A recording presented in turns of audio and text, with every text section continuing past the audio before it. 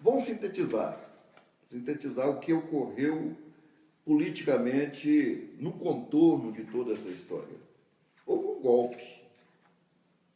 Nós sabemos que houve um golpe. E o golpe é exatamente arrumar um fato jurídico para justificar o fato político. Não existia fato jurídico, como hoje está ocorrendo no Brasil. Né? Há um golpe porque a tendência é exatamente tirar quem está incomodando. E o Hernani estava incomodando. E a função era promover um golpe para tirá-lo.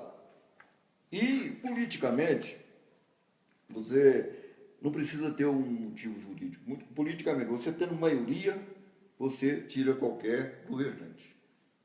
Maioria nas assembleias. Na Câmara Municipal, para tirar o prefeito, na Assembleia Legislativa para tirar o governador, no Congresso Nacional para tirar o presidente da República. Então, fez isso, e o Marconi, muito maquiavélico, e até hoje ele, assim que ganhou a eleição, ele apresentou, se tornou um novo, o salvador da pátria, o homem que iria detronar toda a velha guarda da política, e isso fez com que ele tomasse conta do Estado de Goiás. E tomou e toma até hoje. Hoje ele manda no Legislativo, no Executivo, no Judiciário, no Tribunal de Contas. Quer dizer, isso aí é muito ruim, porque virou ditadura. Né? Então, o que o governador queria? O governador queria exatamente destruir um possível candidato ao governo do Estado. Como ele vem fazendo isso com outras lideranças nascentes. Né? Vem destruindo sabiamente. Agora, com o Hernani foi drástico, mas isso aí tudo foi montado dentro do Palácio das Esmeraldas. Tudo foi feito lá. Não é? E como ele batia nos dois lados, como o Jorge Mansbara disse, batia no PMDB e no PSDB, quer dizer, não tinha o apoio dos dois grandes, de um grande, o que ocorre? Ele ficou fragilizado politicamente. Mas tinha uma bancada na Câmara que eu sustentava. Agora, como que eu via tudo aquilo? Eu enxergava aquilo lá como opositor, eu enxergava aquilo lá que aquela bancada majoritária que tinha na Câmara, era uma bancada inchada, quer dizer, e bancada às custas de cargos e benesses no poder, que nós repudiávamos. O dia que o Hernani resolveu cortar esse fio, né, que alimentava a ganância, o egoísmo daquela bancada, essa bancada foi contra. Então eu vou citar um fato, estou falando isso para citar um fato. Como eu disse, nós estávamos lá cansados de apanhar. E sabíamos que estava havendo um complô da bancada do Hernani, bancada do governo, para sugar a prefeitura.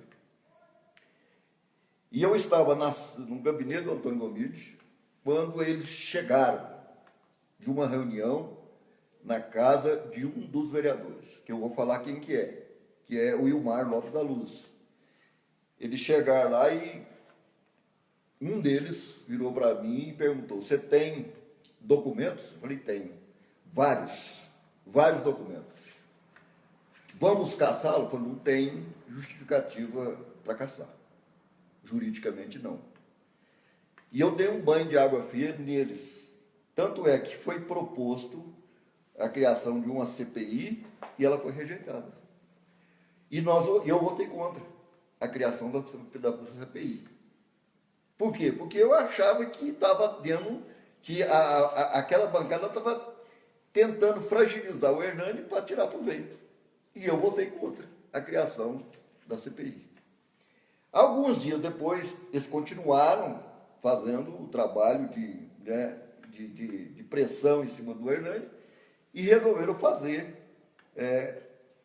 a CPI. Eu ainda continuei contra. Mas como já estava a imprensa em cima, tudo lá, nós já votamos e criamos a CPI. Aí que está o problema, que eu quero corrigir. Eu não presidi a CPI. A SEI, que ele chamava SEI. Comissão Especial de Inquérito. Eu não participei dessa CEI, não participei de nada. E eles alegaram para mim que eu estava na época sem partido. Então eu não participei da CPI, fiquei fora. E a CPI é a comissão do inquérito, aquela que procura investigar, procura os documentos para embasar o processo. E o que ocorre?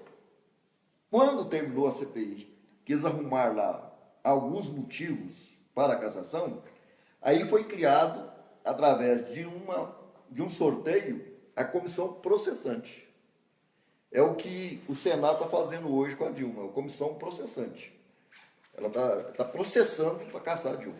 Então, eu entrei nessa fase de comissão processante. A comissão processante não pode investigar mais nada. Ela tem que julgar. Ela tem que julgar. Agora, o que é que nós vamos julgar?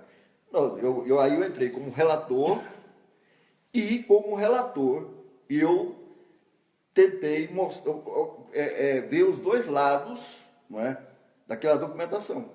Nesse ponto aí, eu já falei para o Hernani, nesse ponto aí ele contratou um advogado, que não foi o Gerson, que esse advogado jogou para a plateia.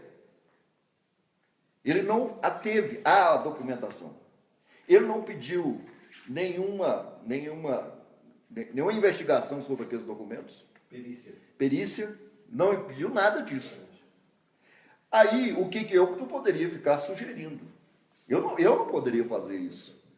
Eu esperava que o advogado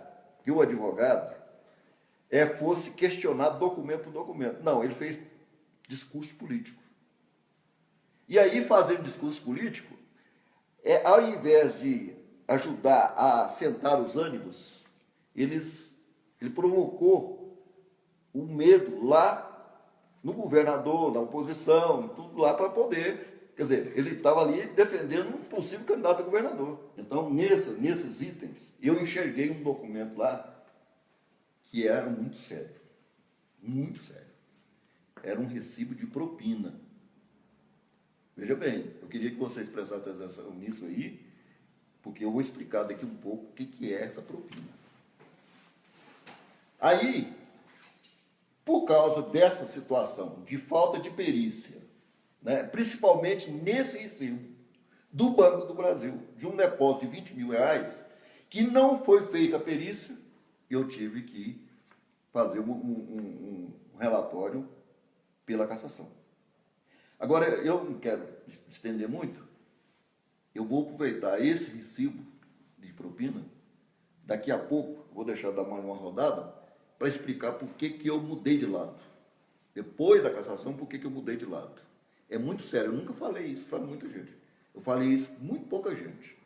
E vou agora, daqui a pouco, vou revelar por que eu, logo em seguida, me decepcionei com todo aquele processo de cassação, porque a verdade, ela veio, chegou ao meu conhecimento após a cassação. Logo depois de todo o episódio de cassação, eu estava um dia numa padaria, vou contar o episódio agora.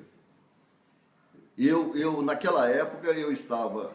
eu saía na rua, todo mundo falava, o homem que caçou o prefeito. O homem que caçou, porque eu fui o relator. O relator é o que dá a palavra para ser votado. Bom, é que elabora o documento para ser votado, né? Eu estava... E eu não gostava dessa pecha de ser o homem que caçou o prefeito. Não. Jamais. Foi uma das páginas tristes da minha passagem na Câmara, foi exatamente ter que passar por esse fato. Caçar um prefeito eleito pela população. Isso não se faz. Caçar um prefeito é o mesmo que caçar 50 mil, o direito de 50 mil. Mas o Marconi caçou. Pois é, exatamente. Mas por isso, Hernani, é que eu não queria essa pecha. Porque, na verdade, eu sabia que não era eu. Né? Mas, voltando ao caso da padaria. Eu entrei numa padaria num domingo de manhã para tomar um café. Padaria Bom Jesus, na Praça Bom Jesus. E lá na padaria, a hora que eu entrei para tomar um café, o balcão estava cheio de gente, né, Dina? Você lembra que era cheio de gente assim, tomando café. A hora que eu entrei, alguém gritou lá assim, oh, chegou o vereador que caçou o prefeito. Eu peguei e falei assim, não sou feliz por isso não. Aí, o que já estava, o Pedro saiu na prefeitura, já estava uma decepção danada, né? Aí um outro cidadão gritou, não, quem caçou o prefeito foi eu, bem alto. Eu falei, ótimo, faz questão que esse título seja para você. Aí eu tomei meu café, todo mundo ficou em silêncio, aquele ambiente esquisito, né? Aí eu fui para fora, eu tinha pago na conta, fui para fora, esse cidadão, que é xará do Dinga, Sebastião Silva. Não, mas tem o seu sobrenome também, não é? Alves. Sebastião Alves. Esse Sebastião era meu conhecido, muito tempo. Eu fui funcionário da Unogás, antiga Unogás, foi funcionário do próprio Benjamin Bez, foi funcionário do Hernani na prefeitura. Trabalhou comigo, trabalhou comigo. Bom, então o que ocorre? Esse cidadão chegou perto de mim, veja bem, agora que eu vou revelar. Ele chegou perto de mim e falou assim, você sabe por que eu disse que eu que cacei o prefeito? Eu falei, eu não tenho a menor ideia. Aí ele falou assim, você lembra daquele recibo de 20 mil que estava no processo? Lembro, perfeitamente. Aquilo lá foi realmente o caso mais grave, que foi, ele ficou no processo como propina, paga ao Hernani. Ele falou, não, aquele recibo fui eu que fiz. Eu que fiz o depósito, eu que fiz o recibo original, ficou comigo, eu que entreguei para um outro empresário entregar na CPI. Eu que fiz o depósito. Então, veja bem, eu disse naquele momento, falei assim, olha, Sebastião, o que você está falando é muito grave. Ele falou assim, mas não fala que eu falei, porque eu vou desmentir. Eu estou falando para você. Aí eu fiquei numa situação difícil. Como é que eu vou falar se ele vai falar, não, mentira, eu não falei isso. Então eu guardei aquilo comigo, mas fiquei decepcionado, porque ele falou com toda certeza, com todos os detalhes, né? Aí eu peguei e fiquei guardando aquilo lá. E ele falou assim, olha, se algum dia você falar isso, eu vou desmentir. Só que esse cidadão morreu. E eu fiquei sem uma pessoa para confirmar, mas também fiquei sem uma pessoa para negar que tenha dito. E eu, como ele disse, e muita gente chegou e ouviu, e eu sei quem é a pessoa que estava presente, que falou, o homem que caçou o prefeito, falou a respeito a mim, ele é a testemunha de que esse Sebastião disse isso. Bom, então, o que eu quero dizer é o seguinte, que de fato, eu sabia que aquele recibo precisava de passar por uma perícia técnica. E eu, então, comecei a entender que havia realmente um fato muito grande, um fato político muito grande para tirar o Hernani de Paula. E esse fato, ele vai concordar comigo, chama água. A questão da água foi fundamental. Por quê? Porque o Hernani queria municipalizar, tirar a concessão da água da Saniago e fazer como o Catalão fez, administrar a sua própria água, sua água tratada, o seu esgoto tratado. E isso aí, se fizesse a ANAP sair da Saniago, que ela pode sair, a cidade pode sair da Saniago, a Saniago quebra, já é quebrada. Então, se ele fizesse isso, quebrava. Então, resolveram, foi mais fácil tirar o prefeito do que perder a concessão da água em ANAP.